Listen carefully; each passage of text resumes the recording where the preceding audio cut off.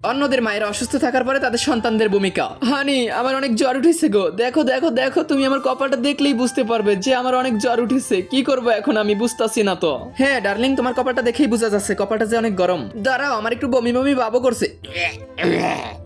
What darling, তুমি বমি করতেছো? হানি গো, সকালে কাতলার কালিয়া আর মাই ফেভারিট আলিয়া দিয়ে ভাত খেয়েছিলাম গো, সব বেরিয়ে গেছে বমির সাথে। কি প্রিন্সেস কোথায়? ও একবারও দেখতে আসে নাই তোমার এই অবস্থা? জানি না আমি ও কোথায়। ও আমার সাথে গতকালকে না পার্টি করা নিয়ে অনেক ঝামেলা করছিল। ও আজকে আমাকে একবার দেখতেও আসেনি।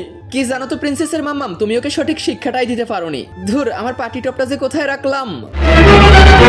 হ্যাঁ এই তো, এই যে এখানে আমার পার্টি টপ। থ্যাংক গড, পার্টিটা শুরু হওয়ার আগেই আমি আমার টপটা পেয়ে গিয়েছি।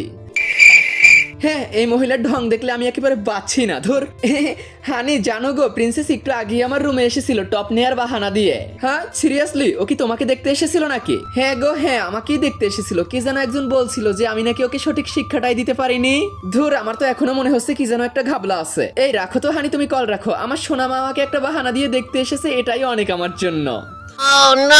আর লে, এইদিকে আমার মা অসুস্থ থাকার পরে মা, আমার রান্না বান্না না সব শেষ। বলতাছি তোমার শরীরটা কি আগে থেকে একটু ভালো লাগতেছে এখন? তার আগে তোমার জীবনে যদি এই জায়গাটা একবার হলেও যাওয়ার ইচ্ছে থাকে তাহলে ভিডিওতে একটি লাইক দিয়ে চ্যানেলটিকে সাবস্ক্রাইব করে দাও আর কমেন্ট বক্সে আমিন লিখে যাও। হ্যাঁ হ্যাঁ রে, মোটামুটি শরীরটা আরেকটু ভালো হলেই চলে, বুঝছিস? আচ্ছা তাহলে ভাতটা বাড়ি ভাত খেয়ে নাও।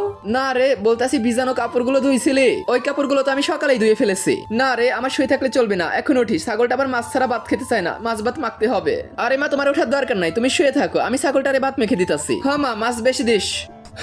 অনেক কষ্ট হয়েছে আজকে, ঘরটাও মুছে ফেলছি বাবা। বাইরের আকাশটা দেখে তো মনে হইতাছে বৃষ্টি আইবো। যা কাপড়টা নিয়ে গিয়ে তাড়াতাড়ি যা। একটু মা 2 সেকেন্ড জিরাইতে দাও, তারপরে যাইতাছি আমি। তোরা মানুষের যা তো হইলি না, দেখতাছিস মায়ের শরীর ভালো না, বলছি যে কাপড়গুলো নিয়ে আয়, ধরে গিয়ে নিয়ে আসবি, তা না আমাকেই নিয়ে আসতে হলো এখন না। আরে মা, কি হয়েছে গো দিদি তোমাদের বাসায়? কি আর হইব গো দিদি, জানি না কোন জন্মের পাপ ভুগতাছি। দেখো না ঝড়ের মধ্যেও মাথা ঘুরতেছে কেন? মা,